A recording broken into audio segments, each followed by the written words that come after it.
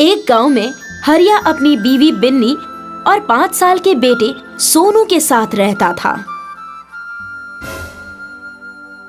हरिया और उसकी बीवी जमींदार के खेत में काम करते थे। सोनू भी उनके साथ खेतों में जाता है और पेड़ पौधों के पास खेलता है। कभी वो उसकी डाल पर चढ़ता है तो कभी उससे फल खाता है। हरिया और उसके परिवार की ऐसी ही जिंदगी बसर हो रही थी।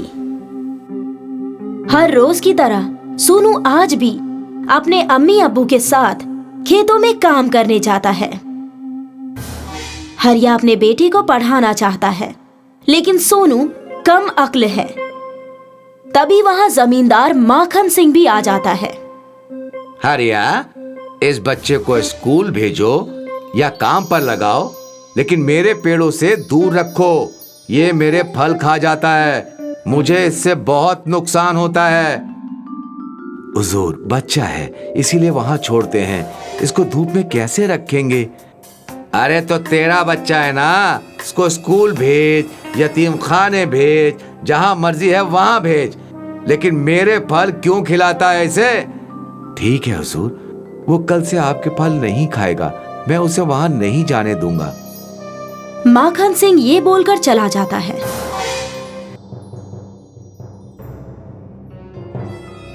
क्या हुआ? तुम इतनी फिक्र में क्यों हो? सोनू को स्कूल में दाखिला नहीं मिल रहा, घर में अकेले छोड़ नहीं सकते और खेत में धूप में रख नहीं सकते। सिर्फ जमींदार के बागीचे का ही सहारा है, लेकिन अब वहां भी मुश्किल है। अब सोनू कहाँ रहेगा? मैं स्कूल जाकर एक बार मैडम जी से बात कर लूंगी। अगर वे हमारे सोनू को पढ़ा दें तो। तेरा दिमाग खराब हो गया है क्या? तुझे समझ नहीं आता? जब मास्टरनी जी ने बोल दिया है कि सोनू कम अक्ल है, तो वो इसे नहीं पढ़ाएंगी। अच्छा ठीक है, अभी काम करते हैं, फिर सोचते हैं कि क्या करना है। दोनों जुताई में लग जाते हैं। सोनू आम के पेड़ की डाल पर झूल रहा है और बढ़िया आम खा रहा है। ये आवाज कहाँ से आ रही है? कौन है वहाँ? अरे मैं पेड़ हूँ, जादुई पेड़, और तुम मेरी डाल पर बैठे हो। ये सारे आम तुम्हारे हैं, तुम मेरे सबसे अजीज दोस्त हो। अरे वाह, तुम बोलते भी हो? हाँ मेरे दोस्त, मैं बोलता भी हूँ, और अब से तुम यहाँ रोज आना। पेड़ और सोनू बात कर रहे हैं, तभी वहाँ जमींदार माखन सिंह एक अखबार पढ़ते हुए आ जाता है। भारत में आएगी आलू की मशीन, एक तरफ से आलू डालो और सोना निकालो। अरे वाह, मैं तो इससे बहुत दौलतमंद हो जाऊंगा। सबसे पहले मैं ही इस मशीन को खरीदूंगा और अपने सभी खेतों में आलू की काश्तकारी करूंगा, और सिर्फ 1 महीने में ही पूरे मुल्क में सबसे दौलतमंद हो जाऊंगा, और लगभग 1 साल में तो मैं बिल गेट्स को भी पीछे छोड़ दूंगा। अरे वाह, मैं तो बेहद दौलतमंद हो जाऊंगा। अब चाहे जो भी हो, मैं ये मशीन खरीद के ही रहूंगा। सोनू जमींदार की सारी बातें सुन लेता है और जमींदार ख्वाब देखते हुए अपने घर पहुंच जाता है। सोनू, तू अब तालीम पर तवज्जो दिया कर। जमींदार तुझे अब खेतों में नहीं घुसने देगा। क्यों नहीं घुसने देगा? वो आम का पेड़ तो मेरा दोस्त है, और मेरे दोस्त ने मुझे बोला है कि मैं रोज उसके पास आया करूं। देख ले बिन्नी, मैं कह रहा था ना कि सोनू कम अक्ल है। अब देख ले, पेड़ भी अब बोलने लगा और दोस्ती भी करने लगा।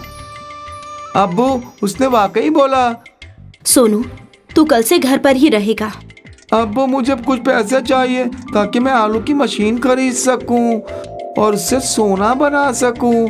फिर हमें खेतों में काश्तकारी नहीं करनी पड़ेगी और हम भी जमींदार बन जाएंगे।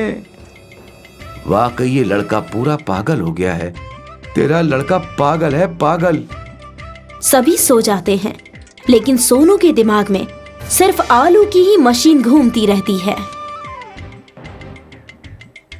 अगले रोज सुबह सोनू उठकर सबसे पहले खेतों में पहुंच जाता है और फिर आम के पेड़ के पास पहुंच जाता है। आओ दोस्त, क्या हाल है तुम्हारे? अगर तुम मेरे दोस्त हो तो मुझे आलू से सोना बनाने वाली मशीन दे दो ना।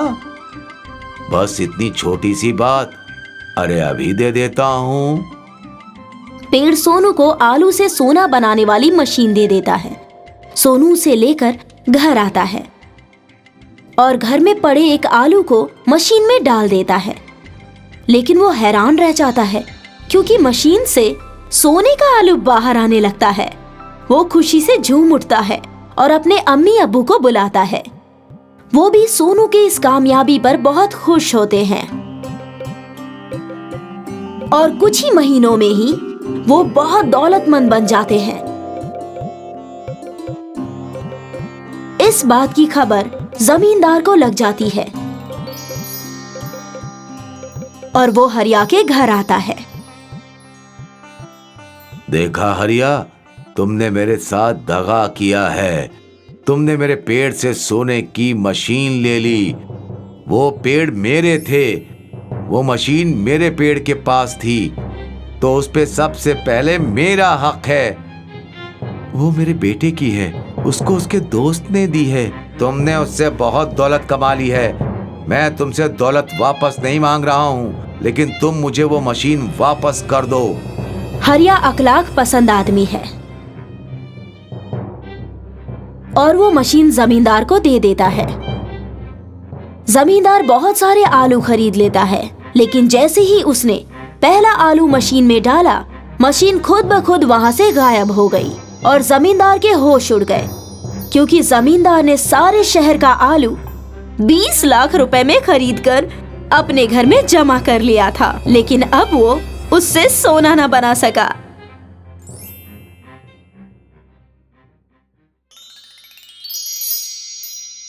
आरती जिस मकान में रहती थी, उसके मकान मालिक उसे अपनी सगी बेटी की तरह प्यार करते थे। आरती ने उनका काफी ख्याल रखा था। उसके मकान मालिक और मालकिन एक रोज बाहर निकले और कभी लौटकर नहीं आए।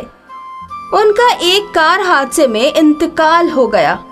वो अपना घर आरती के हवाले छोड़ गए थे और आरती उसका अच्छे से ख्याल रखती थी। पर एक रोज मकान मालिक के बेटे और बहू आए। आरती, तुम्हें अम्मी अब्बू ने घर की जितनी चाबियां दे रखी हैं, वो सब लौटा दो मुझे। भाईजान, चचा और चची जान ने सिर्फ दरवाजे की ही चाबियां दी थी मुझे, और कोई चाबी नहीं है मेरे पास। देखो आरती, अब मैं आ गया हूँ तो तुम मुझे सारी चाबियां दे सकती हो और ये घर भी छोड़ दो। भाईजान, मेरे पास एक ही चाबी है और वो मैं आपके हवाले कर दूंगी। रही बात घर छोड़ने की, तो मेरे पास रहने के लिए और कोई आसरा नहीं है। मैं कहाँ रहूंगी भाईजान? तुम कहीं भी रहो, हमें क्या। अपना कमरा जल्द से जल्द खाली कर दो। भाभी, ऐसा मत कहिए। मेरा इस शहर में चाचा चाची के सिवा और कोई नहीं था। मुझे थोड़ा वक्त तो दीजिए। दुरुस्त है, इस महीने के आखिर तक इस घर से निकल जाना। और हाँ, फिर से कह रहा हूँ, अगर कोई चाबी है तुम्हारे पास तो चुपचाप मुझे सुपुर्द कर देना।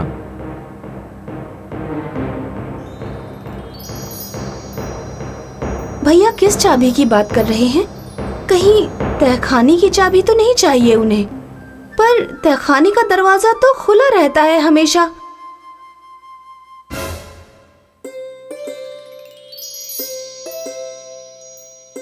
आखिर यहाँ ऐसा क्या है जिसके लिए भाईजान और भाभीजान मुझसे बार बार चाबी मांग रहे हैं?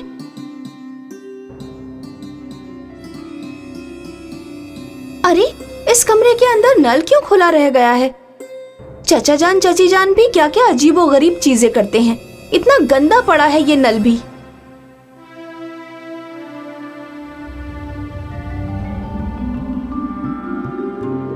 आरती डर जाती है और तुरंत नल बंद कर देती है। उसे लगता है कि ये शायद नकली सोना होगा। जरूर ये चाचा चाची जान की कोई शरारत रही होगी। दिखने में, छूने में और वजन से तो ये असली सोना लग रहा है। आरती ऊपर जाकर भाभी को बताने ही वाली होती है कि भाभी ऊपर से उसका नाम लेकर आवाज लगाती हैं। आरती, अरे आरती किधर मर गई? हाँ भाभी जान, आई। अरे मैं आपके पास ही आ रही थी, मुझे आपको कुछ बताना है। मेरे पास तेरे से गप्पे लड़ाने का वक्त नहीं है, जरा बाजार से सब्जी ले आ। भाभी जान सुन तो लीजिए मेरी बात। तुमको यहाँ काम करने के लिए बुलाया है मैंने, बातें करने नहीं। अरे नहीं भाभी जान, ऐसा नहीं है। ठीक है, मैं बाजार से आकर बात करती हूँ आपसे। आरती ने अपने हाथों में 4 सोने के सिक्के ले लिए थे। बाजार जाते वक्त उसने पास वाले सुनार से सिक्के की जांच करवाई। सुनार ने उसे बताया कि ये सोने के सिक्के तो बिल्कुल असली और उम्दा किस्म के हैं। सुनार उसे शक की नजरों से देखते हुए पूछता है कि ऐसे सिक्के मिले कहां से। आरती ने कुछ जवाब नहीं दिया और वहां से चली गई। दूसरे रोज भाभी ने आरती से पूरे घर की सफाई में ही लगा दिया। जब भी आरती उनके पास बात करने जाती तो वो कोई नया काम थमा देती, और अगर आरती फिर भी बात करने की कोशिश करती तो भाभी उस पर चिल्लाकर उसे कामचोर कहती। आरती ने भी भाभी से तंग आकर सोचा कि वो अब सीधे भाईजान से ही बात करेगी। आरती ने सोचा कि वो एक बार नल को फिर से चेक कर लेगी कि कहीं वो एक ही दिन का चमत्कार तो नहीं था।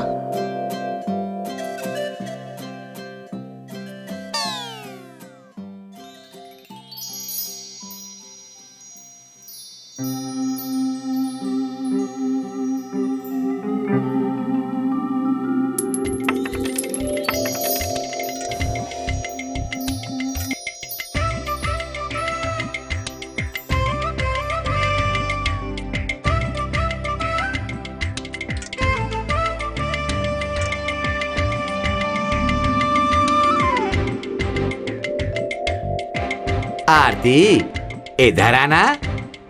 जी चाचा जान। अरे बेटा, तुम 2 साल से दिनेश जी के यहाँ रह रही हो और उस दिन से पहले तुम कभी सोने के सिक्के लेकर नहीं आई। चाचा जान वो कैसे बताऊं, शायद आप विश्वास नहीं करेंगे। सोने के नल के बारे में? चाचा जान आपको कैसे पता चला? क्या भाईजान भाभी ने कुछ कहा? नहीं बेटा, उस रोहन और उसकी नर्क चढ़ी बीवी से तो मैंने तभी बात करना बंद कर दिया था जब उसे घर से धक्के मार के निकाला गया था। अरे आप ये क्या कह रहे हैं चाचा जान? हाँ बेटा, दिनेश जी एक बहुत ही नेक दिल इंसान थे। उन्हें एक दिन खुदा की ओर से तोहफे के तौर पर वो सोने का नल मिला। उन्होंने कभी उन सोने के सिक्कों का गलत इस्तेमाल नहीं किया। वो महीने में बस 3-4 सिक्के निकालते थे और उसे फरोख्त के आसपास के अनाथ आश्रम में दान दे देते थे। पर ये रोहन, ये अपने अम्मी अब्बा जैसे बिल्कुल नहीं था। पर उनको घर से क्यों निकाल दिया? रोहन और उसकी बेगम को सोने के नल के लालच में अंधा कर दिया था। वो भी इस हद तक कि रोहन ने अपने खुद की अम्मी के ऊपर हाथ उठा दिया। दिनेश जी ने उसी वक्त दोनों को घर से रुखसत कर दिया। या अल्लाह, ये सब तो मुझे मालूम ही नहीं था, इसीलिए वो मुझे उस घर से निकालने की फिराक में लगे हुए हैं। बेटा, तुम किसी तरह से उस नल को छुपा दो, वरना वो रोहन और उसकी बेगम सारा सोना खा जाएंगे और दिनेश जी की आत्मा को कभी भी सुकून नहीं मिल पाएगा।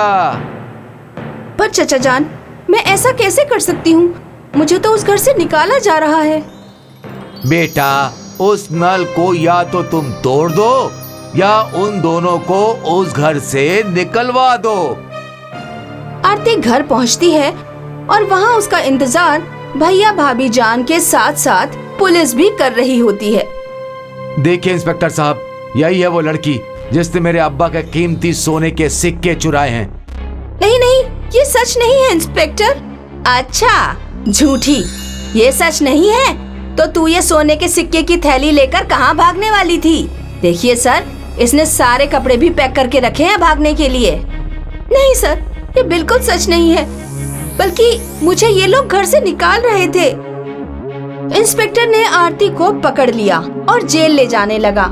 तभी सोनार और आसपास के लोग आरती की मदद करने आए और सबने रोहन और मीता की सच्चाई इंस्पेक्टर को बता दी और इंस्पेक्टर को मजबूर कर दिया कि रोहन और मीता को पकड़कर जेल ले जाने के लिए।